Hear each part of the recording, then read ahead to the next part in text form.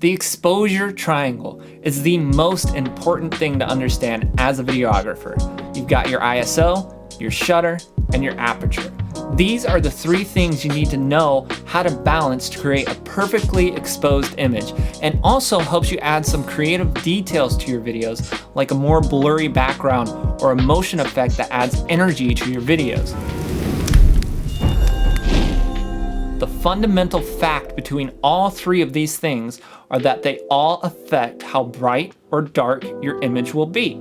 So first things first, ISO.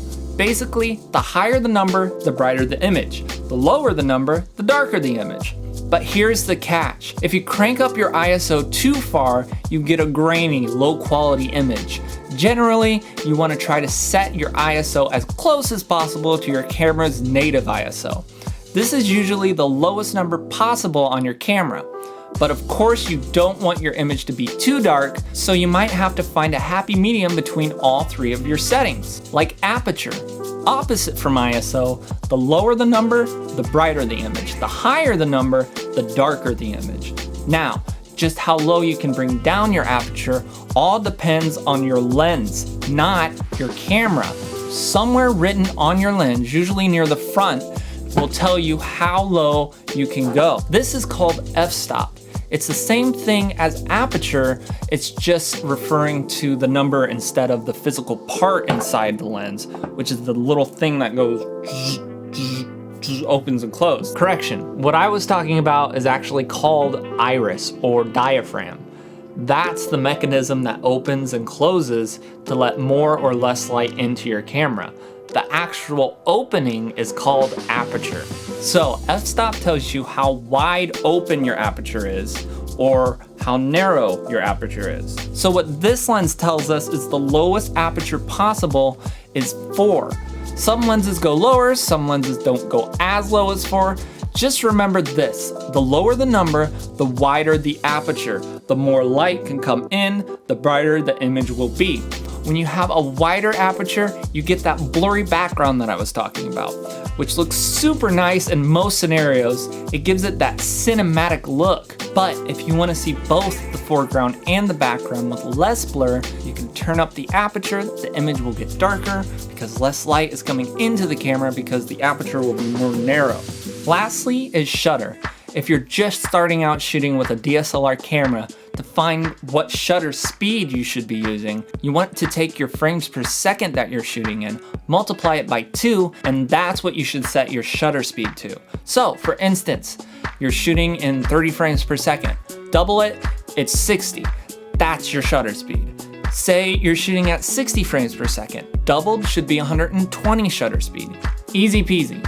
The standard frame rate for movies and film is 24 frames per second. So your shutter speed would be 48. But it don't let me go to 48. That's fine, just round it up. So 50 would be your shutter speed. There's also something called shutter angle, which is a little bit different. If your camera has a shutter angle instead of a shutter speed, just set that guy to 180 degrees and you're golden. Even if you change your frames per second, you're good. You're gonna get the most natural looking motion. Now, say you don't want to have natural looking motion in your video, the lower the shutter, the more motion blur you get. The higher the shutter, the choppier the video is. So if you want to add energy to an action scene, try bringing up the shutter to give it a more choppy and fast effect. If you want to do a trippy scene with lots of motion, bring down the shutter to give it a kind of dizzy, disorientating effect. Now, similar to aperture, the higher you set the number, the darker the image will be. The lower you set the number, the brighter the image will be. I know that can be really confusing. Just remember ISO, normal. Up, down, makes sense. Shutter and aperture opposite. Up is dark, down is bright. So just play around and practice finding the balance between these three settings and you'll be a pro. So no more setting your camera to auto exposure. That's cheating. And you can only cheat if you know how not to cheat. So learn your exposure triangle. It's important, then you can cheat. I hope you found this video helpful and informative. If you did, subscribing would be dope. Hitting the notification bell would be even doper.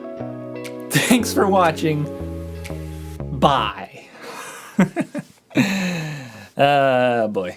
But here's the catch. If you crack to corky takey pocky pookie pow, all depends on the size of your lens, not your camera.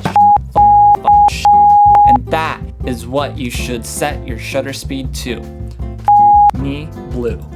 But I don't let me go, or you get that grain. Remember?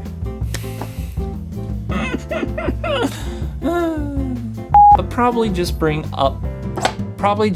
yeah. But it don't let me go to 48. But it don't let me go to 48. But it don't let me go. Thanks for watching. Bye.